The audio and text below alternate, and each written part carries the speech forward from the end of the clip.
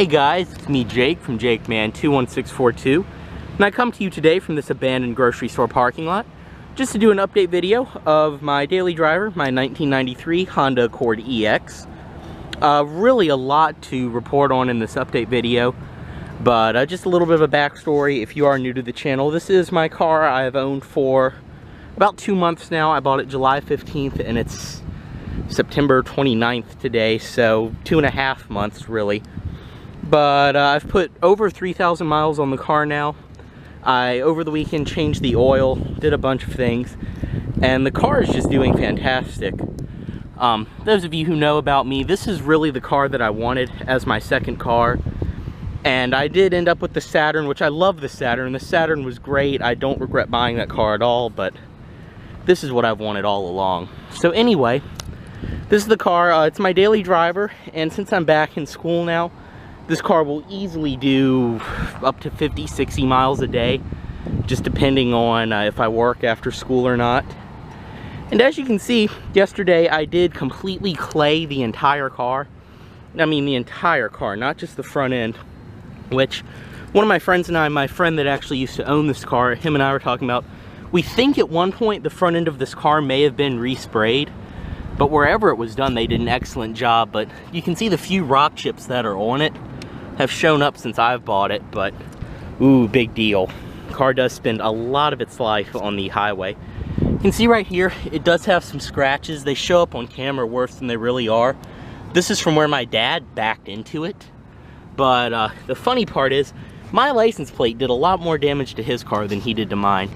As you can see, I just got these in the mail today. These are my license plates that I got. And if you don't know what F22A6 is, that is the engine that is under the hood in this car. F is F Series 22, 2.2 liter, and then A6 is the code, because there was the A1 and A6, the E6 had the, or the EX had the A6. As you can see on the front, headlights are nice and shiny. I've had multiple people go, wow, your headlights are really shiny. It's because they're glass. 90s car swag.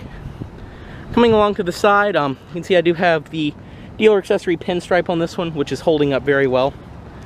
And I mean, coming along this side, there are a couple door dings on the driver's door. This happened while I was in Williamsburg, first road trip I took with the car. You can see there still is a little bit of polish on this side. But overall, the car, for the age and the mileage, it's in great shape, considering the fact, too, this car did live in Northern Virginia for all of its life before I bought it. It's doing pretty great. I do have my stickers along the rear. You guys have seen them all. And then coming along down here, you can see the plate on the back. I do have the Richmond Honda Company. It's flooring that van. And then down here I do have the single tip exhaust, which I put an exhaust tip on. And right here I do have this magnet I got from one of my friends, because why not? Coming along to this side, you can see one of the biggest flaws of the car when I bought it was it did have some rust above this wheel well, like these all have. And I mean, yeah, I know it's a great car, but it is a 1993 and I did pay $1,500, so I wasn't gonna go all out and take it to a shop. Eventually I probably will body putty it, but for now, to stop the rust, I had some Rust-Oleum spray, which I sprayed it, which made it a flat paintable surface, and then I kind of just sprayed over it with some rosewood brown touch-up paint that I ordered online, and it is metallic. It matches exactly, and I mean, yeah, it may look shitty, but from a distance you can't really tell, and it doesn't scream rust anymore, and the rust won't get any worse. Coming along this side, you can see more stickers. Every video I get asked, are you gonna tint the windows? Are you gonna tint the windows? Yes, I just have had some things I wanted to take care of first, and the tint guy I was going to use through one of my friends decided to be a dick and jack the price up, so may go somewhere else, may shop around, but I'm thinking about just doing 35 all around. Coming along to this side, you can see this mirror. Got a rock kicked up into it while I was on the road trip Friday. You can see I do have the blind spot mirrors, which I'm actually leaving on the car, because these are really helpful since I live in the city for parallel parking. Coming along the front, you can see the wheels. I love the alloys on this car. Tires are holding up very great. I did get an alignment and 2 new tie rods on the front, but for cheap tires, these Goodyear Eagle RSAs are actually really, really good. But I'll rotate them the next oil change. And coming back to the front, that's about it. for the exterior of the car. So I'll go ahead and take you to the trunk and show you one of the biggest changes. Coming around back here, I do have keyless entry, but it is aftermarket, so I don't have a trunk popper. You couldn't get keyless entry on the sedan factory. But coming back to the trunk, you can probably see the biggest change. I got some bass. This is a 12-inch Infinity subwoofer that one of my friends had that he gave to me, and then behind it, you can see I have a dual either 400 or 450 watt amp, which I bolted to the back of it. So very nicely, it adds a very nice punch to the audio system. You can see in the rest of the trunk, I do have this blanket down, just kind of as a liner, but I do have the original trunk liner. Jack storage over here. Then over here, I do have a battery booster, because I use this at work all the time when cars have dead batteries, so I don't have to hunt a service tech down. And I got this on sale for 18 bucks at Kroger, so there we go. I do have oil. This is what I used when I did the oil change, Quaker State Defy. It is a synthetic blend, and it actually made the car run a lot smoother. Probably just the cheap Jiffy Lube oil that was in it before. But otherwise, there's the trunk. This could go back a little further, but I do have some space behind it, but still, that's more trunk space than I'll ever need, because the most that goes back here is some bags of groceries or my backpack. But coming along to the passenger side, you can see my friend who helped me put this in, MKM230 or Matt. He did an excellent job hiding all these wires. I mean, yeah, you can see them right here.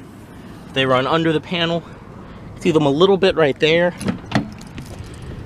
And then they come back through here, which this is the side nobody sits on. I mean, they can even be tucked a little more, but they did. He helped me do an excellent job on that. So I guess we'll go ahead, start the car up. I know this is kind of just a scrambled run around video. Come inside. I will do a full interior critique tour type video, but I just thought I would show you all the things that have happened to the car in the last month since you've seen it.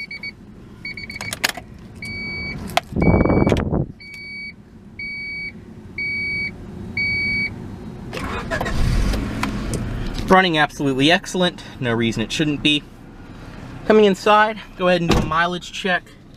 It is at 264, 424. I did take, as I mentioned, it has been daily driving to school now for about a month, and I did take it on a road trip Friday night. That is how many miles I've driven since I've gotten back Friday night, and it is Monday today, so I drive a lot, and that's one nice thing about having an old car like this, is you don't feel bad when you drive a lot. This car absolutely begs to be driven, and I absolutely love driving it. Today I was driving around my friend's first-gen RAV4 that's a stick. I mean, after that I got back in here, and I love this car. I don't even care that it's an automatic, because I just love this car so much. But coming along here, door handle. I probably mentioned this in the first video, but I did replace this because the one when I bought it was cracked, and someone had stuck a screw through it, and just no. So this came from the junkyard. Up here, change storage, everything's pretty much the same. I have my door panel over here, which has about 10,000 napkins, and then a bunch of like receipts and bank deposit slips in it. Some CDs, these are the exact CDs that were in the Saturn. Coming along the center, you can see this is probably the newest addition to the interior, is the Pioneer head unit right here. I did buy this Friday night, and as you can see, it is a DEH 6700 UB, I believe. Bluetooth audio, auxiliary in, all that. I do have my Sirius satellite radio right here, which as much as I drive, I could not live without this. This is probably one of my favorite things to have. But this does have a CD player, Bluetooth audio, all that good stuff. And as you can see, my friend Matt, he helped me put it in, and we did a really clean install. And then up here, I have the microphone for the Bluetooth audio. That's the only bit of wire you could see, because we just couldn't get it to stick up in there, but run down there, run up through there, and then into the dash. So, great with that. 4-speed automatic. Nothing really going on there with the car. Over here, I do have the armrest. I've thought about on eBay, you can order the JDM center consoles for these cars. About 50 bucks, I believe, for one that would match this interior, and it is the true one, so I don't know. Would be nice to have a center armrest, but I like my little captain's chair armrest right here. The other upgrades we did do to the stereo, I now have two, I put these in about a month ago. I have two Kicker 5 1/4 inch speakers up front, and then I have 2 Alpine E-types in the back, which really pack a punch. So, go ahead and step out of the car, I guess. Hood. One thing I will say about this car, I have gotten used to the sunroof control. I still absolutely hate it, but I have gotten used to it. As you can see down here, I mean, I vacuumed the car yesterday, and this really just thick carpet in here holds onto everything. I do still have my ghetto floor mats in here too. Coming along to the back seat, as you can see, I have an even more ghetto floor mat back here, but I don't even care because it didn't come with floor mats. And then back seat is very nice and clean. Do have my armrest right here. I don't even think my rear passengers realize this is here because nobody ever uses it. Down here, I do have a coffee cup and some trash can, and then I do have these work shoes, which have been back here for about a month. I wore them once, and I had no skin on the back of my feet afterwards. So they've just been in here because they're insanely uncomfortable. But coming along here, you can see everything is very nice. All the material qualities follow through, power window works, all that good stuff. So I guess I'll go up under the hood, and that'll be the last of that. I will have some more driving videos and everything. But coming up under the hood of this car, it does have the 2.2 liter F22A6 engine, as I mentioned. This is a higher output engine. No, it does not have VTEC. Biggest changes, as I mentioned, it does have, I did give it an oil change. Changed the oil filter too. As you can see now, I do have these NGK spark plug wires. I ordered these online because Advanced Auto Parts wanted like 60 bucks. I got these on eBay for 25, and they are the true NGK wires. Cold air intake is still on here, and as you can see there's the radio or subwoofer wire. Another little problem I did have, I'll just kind of set the hood down for 1 second. When we were installing the radio, we cut a wire and it blew a fuse because we didn't have the battery disconnected at first. And it was actually the fuse for the clock up here. So the clock, every time I got out of the car, would just be stuck at the time it was when I cut the car off. So, came up under the hood, it was the radio backup fuse. Absolutely no big deal, replaced that within a few seconds. And the clock worked again. So if you ever replace the radio in your Honda and you have that problem, that's what it is. Also, the other thing you can see I took the cover off the exhaust manifold. I'll probably try to clean it up or something, but I know a lot of people aren't going to like that, like, ricey, but I like the way it looks. I think it looks cool. Otherwise, car is running great, doing great.